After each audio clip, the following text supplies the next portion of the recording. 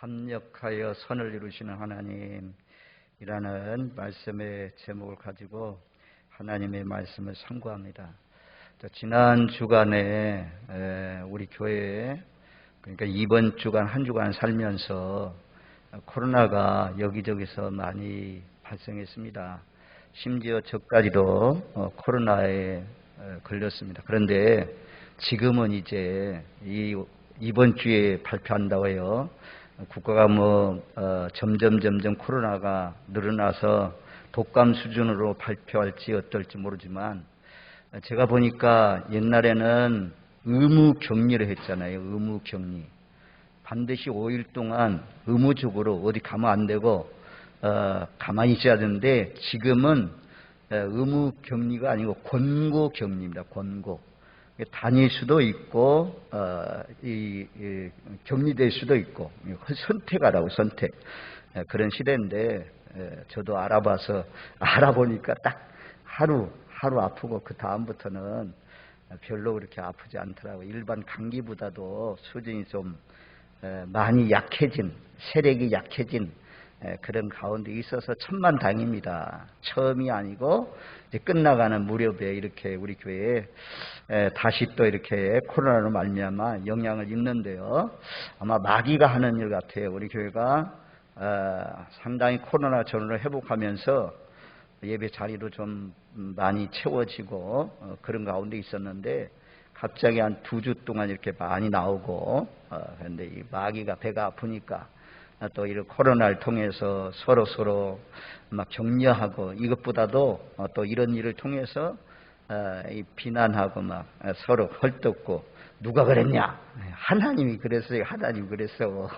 누가 그래요? 하나님이 하시는 일이지. 전부 다 그렇게 믿으시고, 하여튼 유익되게 하신다. 오늘 잘 들어보세요. 오늘 말씀을 통해서, 이런 코로나를 통해서도 하나님은 결국은 선을 이루시는 과정입니다. 우리의 인생은 시작과 끝이 있는데요. 알파와 오메가가 있는데요. 처음과 마지막인데, 처음에 결론 나지 않습니다. 중간에도 결론이 나지 않습니다. 끝까지 과정을 가봐야 돼요. 하나님은 시작부터 끝까지 모든 과정을 통해서 선을 이루시는 하나님입니다. 그러니까 오늘 엎어지고 실패하고 질병에 누워있고 그런 자리도, 이것이 오늘로 끝나면 참 어렵지만, 이 과정을 통해서 하나님 우리의 영혼을 풍성하게 하시고 하나님께 가까이 나가게 하시고 결국에는 선을 이루게 하십니다. 이 선이라는 것은 우리가 생각하는 그런 일반적인 선이 아닙니다. 이 선은 뭘 말씀하냐면 구원을 말씀해요. 영혼이 구원받는 것, 이것이 최고의 선입니다. 아무리 이 땅에서 잘되고 건강하고 형통하고 그럴지라도 영혼이 구원을 못 받으면 제일 저주받은 인생인 거죠. 이 땅에서 세상적인 것들이 조건이 안 좋아도 이 영혼이 구원받으면 그것이 하나님은 최고의 선이고, 하나님의 뜻은 구원을 이루기 하신 것이 하나님의 뜻입니다. 오늘 말씀의 상반절은 우리가 알거니와, 이 안다는 단어가 나오잖아요. 헬라어 본문에는 이 오이다멘이라는 이 헬라어가 제일 먼저 나와요. 강조하는 뜻을 가장 먼저 내놓거든요. 그래서 강조하는 것입니다. 여기 나오신 분들은 이제 예수를 그래도 상당히 오래들 믿으셨는데, 우리는 이런 확신을 가져야 돼요. 오늘 말씀에 결국에는 하나님이 여러 가지 사건들을 만나지만 결국에는 하나님이 구원의 역사를 이루신다. 결국에는 하나님이 합력해서 선을 이루신다. 결국에 하나님이 좋게 하신다. 이런 알미 있어야 된다는 거죠. 우리가 알거니와, 이 안다는 것도 확실하고 뚜렷하게 흔들림이 없이 안다는 것입니다. 우리는 두 가지를 알면 이런 확신을 가질 수가 있습니다. 여기 보면 첫 번째는 하나님을 사랑하는 자. 하나님의 사랑하는 자는 중간에 어떤 과정이 있어도 결국에는 합력해서 선을 이루게 하시는 하나님이다. 라는 거죠. 그래서 우리는 먼저는 우리가 해야 할 일이 있어요. 하나님을 사랑하는 것입니다. 하나님을 사랑하는 자들, 여기는 우리라는 단어는 일반적으로 모든 사람을 말씀하지 않아요. 두 가지 조건이 있어요. 하나님을 사랑하는 자가 우리에 포함되는 것입니다. 하나님을 사랑하는 자. 어떻게 하나님을 사랑하라고 말씀했습니까? 우리가 또다시 부활하신 주님을 만나고 디바레 바다로 고기 잡으러 간 베드로를 예수님께서 찾아가셨지 않습니까? 그리고는 숯불과 떡과 고기를 준비해 놓고 베드로에게 주면서 요한의 아들 시몬아, 내가 이 모든 것들보다도 나를 더 사랑하느냐? 내가 주를 사랑하는 줄 주께서 아시나이다. 요한의 아들 시몬아, 내가 이 모든 것들보다도 나를 더 사랑하느냐? 한 번도 아니고 세 번씩이나, 무려 세 번씩이나 반복해서 물었지 않습니까? 그런 것처럼 하나님은 오늘날도 세상의 모든 것들보다도, 내가 가진 모든 사람들보다도 하나님을 사랑하느냐? 문 좀 열어요.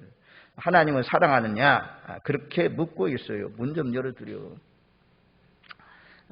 그래서 우리는 늘 하나님을 사랑하는 마음, 주님은 다 아신다는 거죠. 우리가 주님을 사랑하는 줄. 그래서 마태복음 22장 37절 말씀에 보면 이렇게 말씀해요. 예수께서 이르시되 내 마음을 다하고 목숨을 다하고 뜻을 다하여 주 너의 하나님을 사랑하라 하셨으니, 오늘 십계명 읽은 것처럼 마음을 다하고 목숨을 다하고 뜻을 다하여 주 너의 하나님을 사랑하라. 이것이 첫째 되는 계명이잖아요. 정말 우리가 하나님을 사랑하는 사람, 이렇게 사랑하는 사람, 마음을 다하고 목숨을 다하고 뜻을 다해서 하나님을 사랑하는 사람, 이런 사람은 결국 가면 여러 가지 사건들은 만나지만 결국 마지막에 가면 선을 이루신다, 구원의 역사를 이루신다 라고 말씀해 줘요. 하나님 이렇게 사랑하는데 하나님이 어찌 하나님이 사랑하는 사람 망하게 하겠습니까? 그 영혼이 지옥의 유황불못에 던져지게 하겠습니까? 우리가 세상에서 만나는 모든 사건들 통해서 결국은 하나님 이렇게 사랑하면 하나님께서 합력해서 선을 이루신다 말씀합니다. 요한일서 5장 3절 말씀에 보면 하나님을 사랑하는 것은 이것이니 우리가 그의 계명들을 지키는 것이라. 그의 계명들은 무거운 것이 아니로다. 하나님 말로만 하나님 사랑하는 것이 아니고 계명들을 지키는 거죠. 오늘 우리가 계명 읽었잖아요. 안식일을 기억하여 거룩하게 지키라. 이런 주일날, 우리가 주일날마다 모이는 이유가 왜 그렇습니까? 이 계명을 지키는 거잖아요. 우상 섬기지 않는 거, 계명을 지키는 거잖아요. 거짓 증거하지 않는 거, 이런 것들 전부 다 계명을 지키는 사람, 하나님의 사랑은 계명을 지키는 걸로 나타난다. 이런 말씀이 계속 반복되어 나와요. 요한복음 14장 15절 말씀에도 보면 너희가 나를 사랑하면 나의 계명을 지키라. 나의 계명을 지켜라. 너희 나 사랑하면 나의 계명을 지켜라. 15장 10절 말씀에도, 요한복음 15장 10절, 내가 아버지의 계명을 지켜 그의 사랑 안에 거하는 것 같이 너희도 내 계명을 지키면 내 사랑 안에 거하리라. 여기도 내 계명을 지키라. 하나님 사랑은 뭐라고요? 계명 지키는 거예요. 하나님의 말씀을 지키는 거, 하나님 말씀대로 순종해서 사는 것, 이런 사람들이 하나님을 사랑하는 사람이다. 그리고 신명기 10장 12절 말씀 가운데 보면 하나님이 우리에게 요구하는 것이 있어요. 하나님의 요구가 뭘까요? 신명기 10장 12절 말씀 가운데 보면 한번 찾아줘 보세요. 이 말씀은 좀 우리가 확인해 보겠습니다. 신명기 10장 12절 말씀 한번 보세요. 이스라엘아, 내 하나님 여호와께서 내게 요구하신 것이 무엇이냐? 곧 내 하나님 여호와를 경외하여 그 모든 도를 행하고 그를 사랑하며 마음을 다하고 뜻을 다하여 내 하나님 여호와를 섬기고. 하나님의 요구하는 것이 무엇이냐? 반복되지만 한마디로 말하면 하나님 사랑하는 거라, 그렇게 말씀해요. 하나님이 요구하는 것은 내가 사랑해서 독생자 예수를 너를 위해서 죗값으로 내어준 것처럼 너도 나를 사랑하되 마음을 다하고 목숨을 다하고 뜻을 다하고 힘을 다해서 하나님의 말씀을 지키면서 하나님, 예수님을 사랑하기를 원하신다. 하나님이 요구하는 것이, 이렇게 하나님을 사랑하는 사람들은 모든 것이 합력해서 선을 이룬다 그래요. 자, 데살로니가후서 3장 5절, 데살로니가후서 3장 5절 얼마나 귀한 말씀인지요. 3장 5절 말씀 한번 찾아줘 보세요. 오늘 뭐 제가 마스크 입고 준비는 많이 했지만 뭐 설교 많이 하겠어요. 자, 3장 5절 말씀에 보면 잘 보세요. 주께서 너희 마음을 인도하여 하나님의 사랑과 그리스도의 인내에 들어가게 하시기를 원하노라. 하나님은요, 우리 마음을 통치하시고 마음을 다스려요. 마음을 인도해 줘요. 마음을 인도하여 어디로 인도하냐? 하나님 사랑 안으로 인도해요. 우리 마음을 하나님 사랑 안으로 인도해요. 하나님의 사랑을 세월이 흘러갈수록 밑바닥에 있던, 발목에 있던 이 하나님의 사랑이 무릎에 오르게 하시고, 무릎에 오른 사랑이 허리에 오르게 하시고, 허리에 오른 사랑이 완전 헤엄을 칠 만큼 그렇게 넘치게 하십니다. 하나님은 세월이 흘러갈수록 우리를 점점 하나님의 사랑을 많이 깨달을 수 있는 마음을 인도하여 하나님의 사랑을 깨달을 수 있는 안으로 들어가게 하신다. 그렇게 말씀해요. 그 다음에 그리스도의 인내에 들어가게 하시기를 원하노라. 그리스도의 인내, 하나님이 우리 마음을 인도해서 하나님의 사랑과 그리스도의 인내에 들어가게 하시는 그 하나님을 찬양하시고 하나님께 감사하면서 사시는 저와 여러분들 되시기를 주님의 이름으로 축원드립니다. 아멘. 마지막 하나님께서 합력해서 선을 이루시는 분인데 첫 번째 조건은 뭐라고요? 하나님을 사랑하는 자, 하나님을 사랑하는 자, 예수님을 사랑하는 자, 이들은 결국에는 하나님이 최종적으로는 그 영혼을 구원받게 하신다. 그래서 8절 29절 30절 말씀에 보면 그렇게 말씀해요.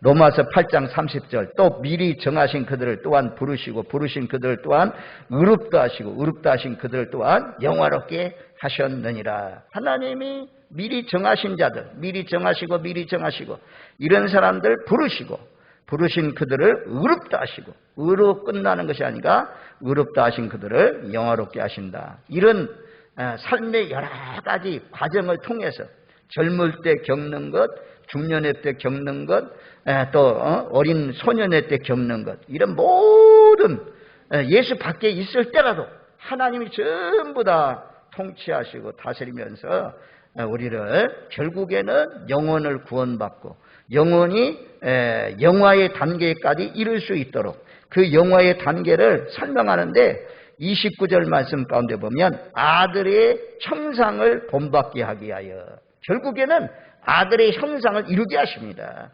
예수님을 닮게 하기 위해서 이 땅에서 좋은 결과만 있지 않습니다.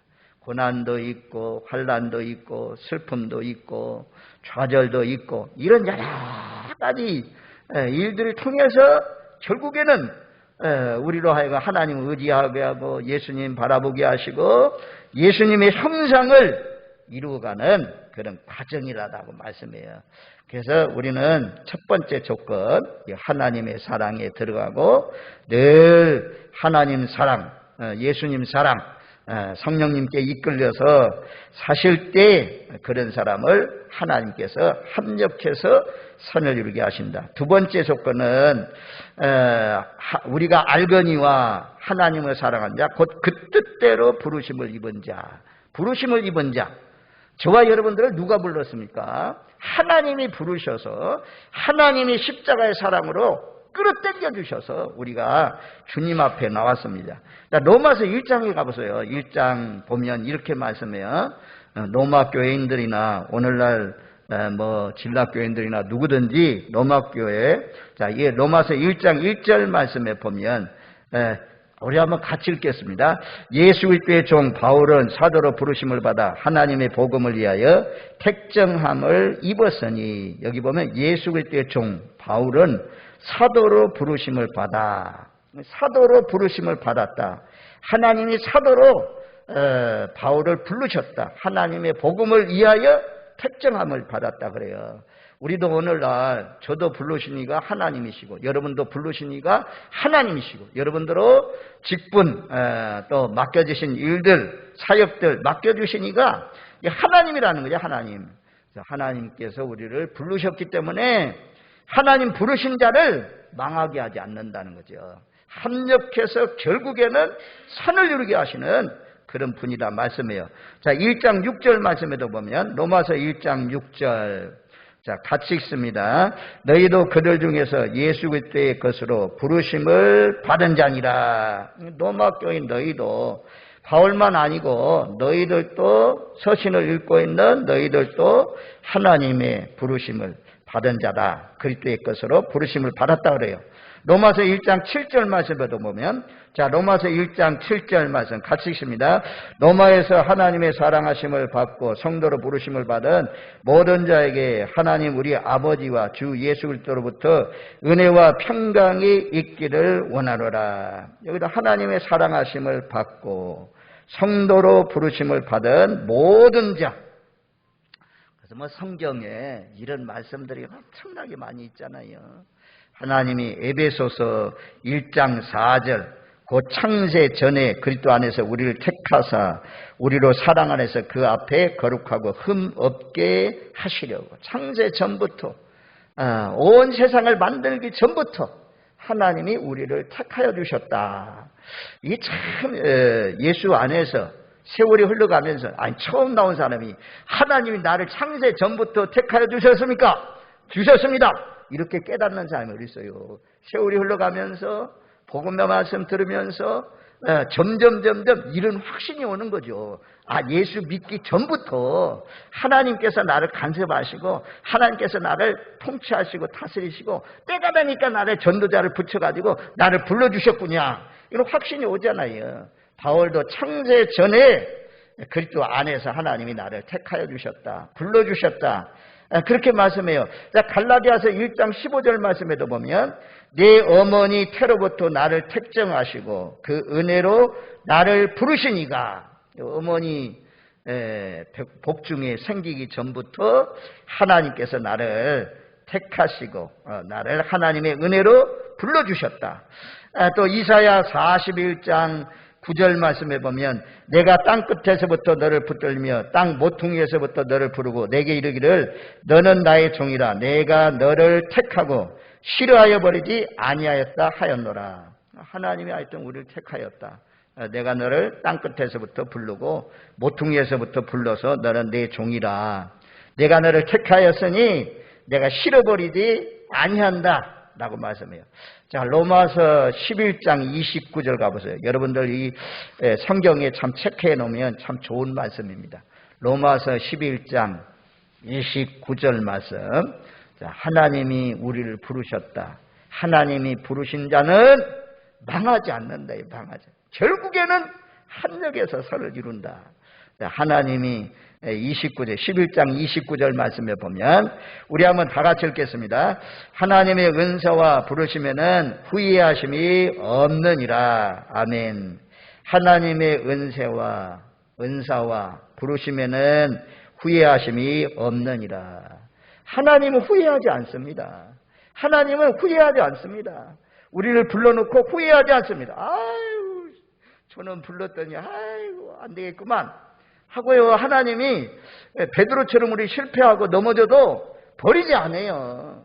예수님 버리지 않았잖아요. 베드로를 위해서 간절히 돌이키기를 위해서 기도했지 않습니까? 믿음이 꺾여졌는데 믿음이 떨어졌는데 다시 믿음이 회복되기 위해서 기도했습니다. 하나님이 우리를 복주려고 구원시켜 주려고 영생을 얻게 하려고 불렀기 때문에 하나님은 중간에 포기하지 않습니다. 모든 것을 통하여 합력해서 결국에는 선을 이루시는 그런 분이다 라고 말씀해요.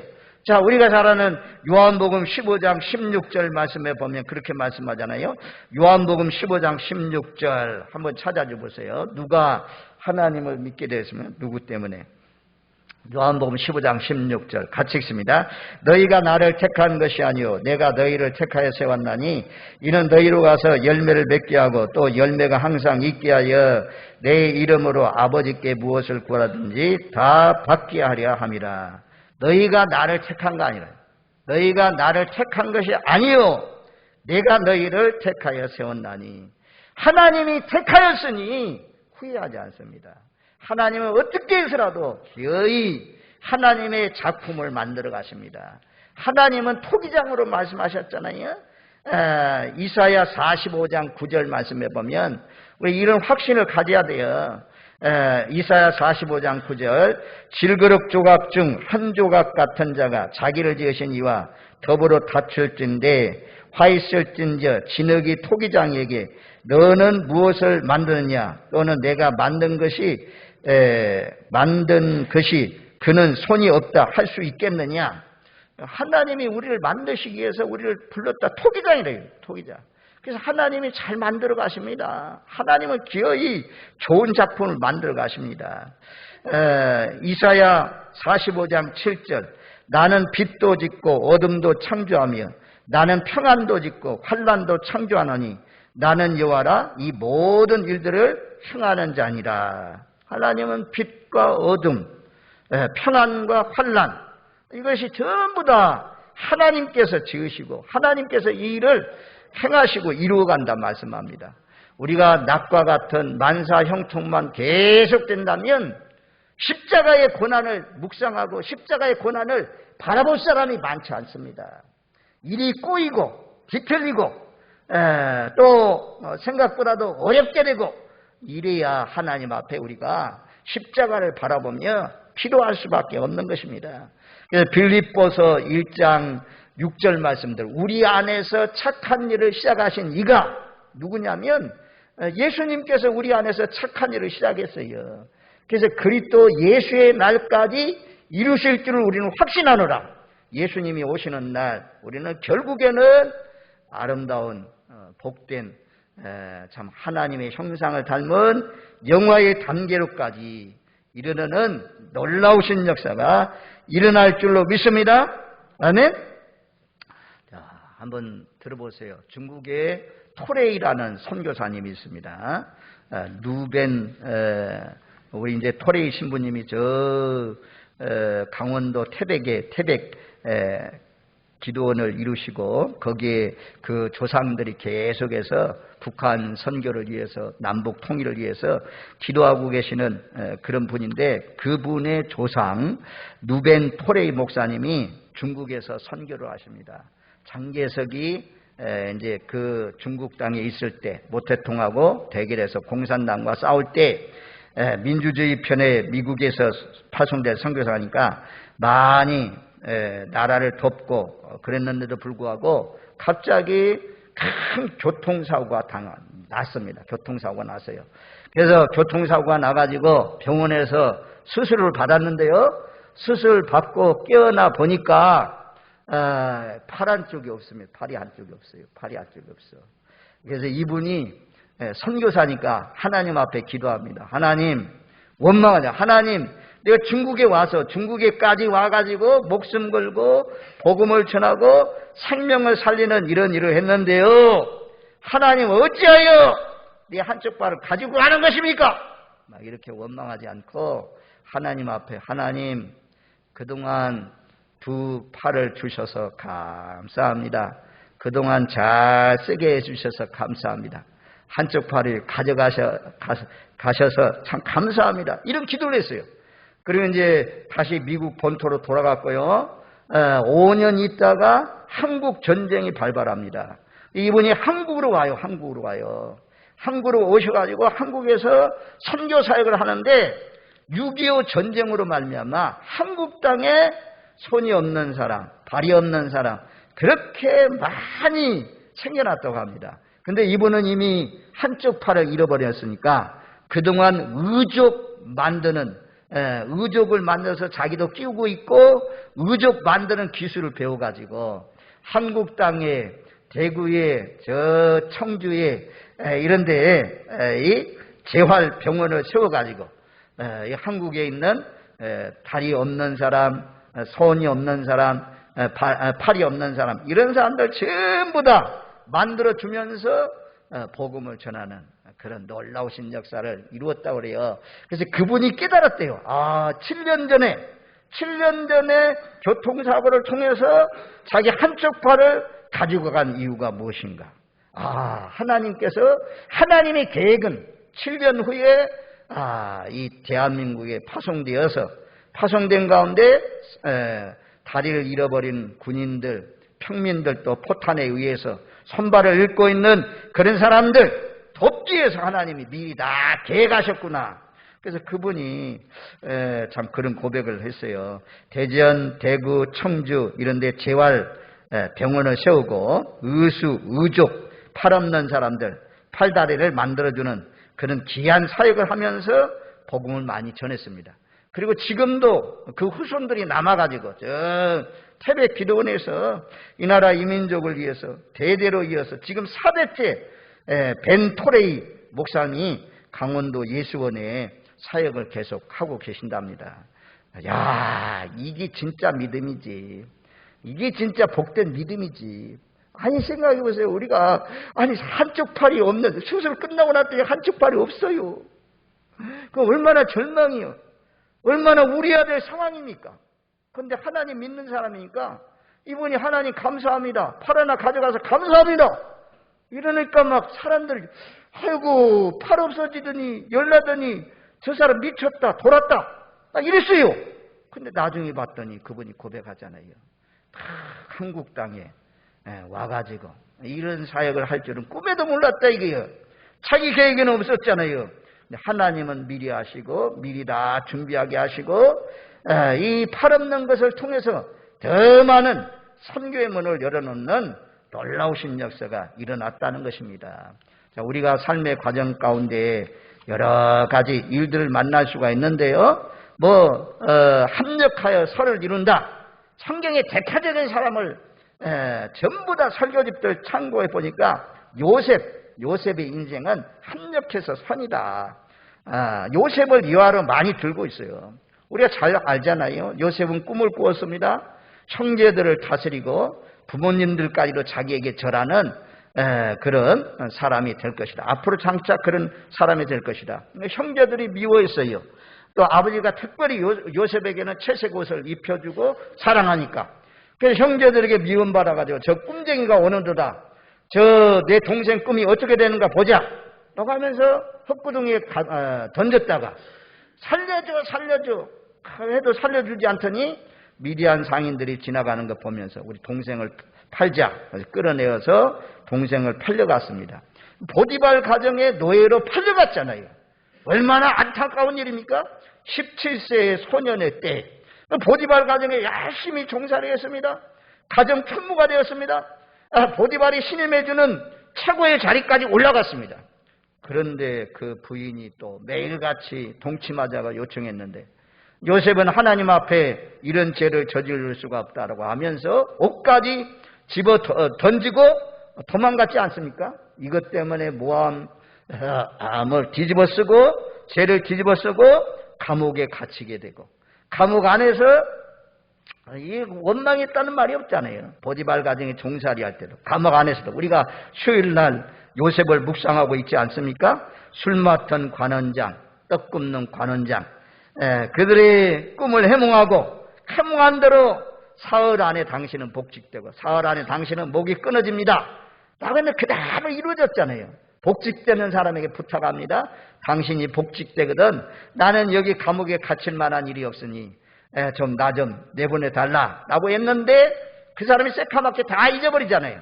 하나님이 때가 되니까 하나님의 때가 오니까 하나님께서 바로로 하여금 꿈을 꾸게 하시고 아무도 해망할 수가 없었잖아요.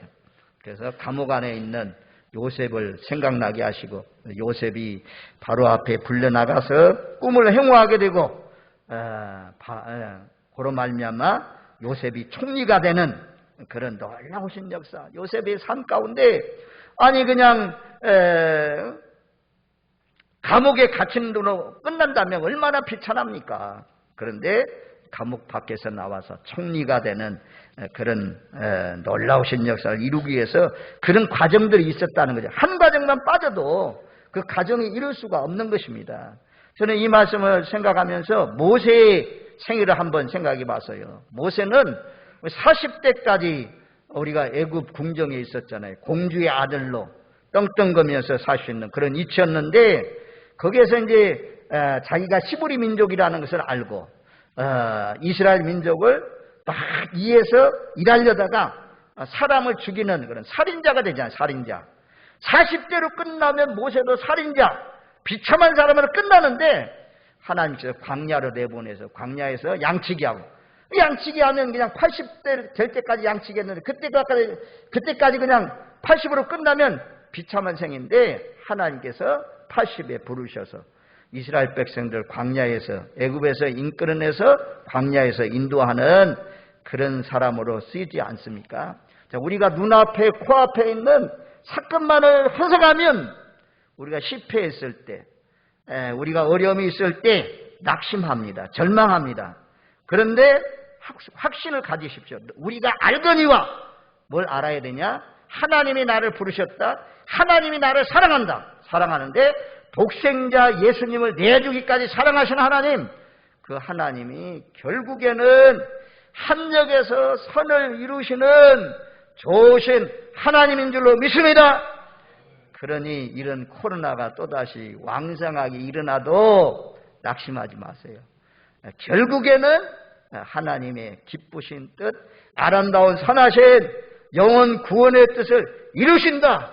우리를 아름답게, 더욱 아름답게 만드시는 과정이다. 라는 사실을 기억하면서 오히려 팔아나 잃어버려도 감사한 것처럼 감사하시는 저와 여러분들 되시길 바랍니다. 또 한 사람 들어보세요. 헨리 포세드라는 사람이 있어요. 영국의 헨리 포세드. 이분이 어려서 아버지하고 25세 때 아버지하고 사냥에 나갑니다. 그런데 잘못 누가 화살을 쏘았는지 화살에 맞아가지고 양쪽 눈을 다 잃어버립니다. 양쪽 눈을 다 잃어버려요.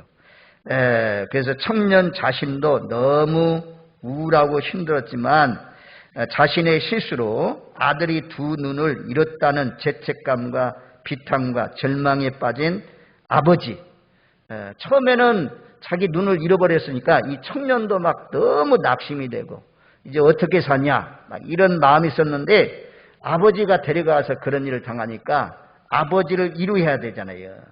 그래서 죄책감에 늘 비탄과 절망에 빠져있는 그 아버지를 이루하기 위해서 양쪽 눈을 잃었지만 아버지한테 양쪽 눈은 잃어버렸지만 머리는 있잖아요. 머리는 있잖아요. 나가면서 아버지 앞에서 늘 슬픈 얼굴로 하지 않고 기뻐하면서 활기차게 살았습니다. 그랬더니 그 기쁨이 확 몰려오면서 이분에게 열심히 공부하고, 그래서 경제학과를 공부해서 경제학 교수, 훗날에 캠브리지 대학교 경제학 교수가 되고 국회의원이 되고 최신부 장관까지 되었다라고 합니다.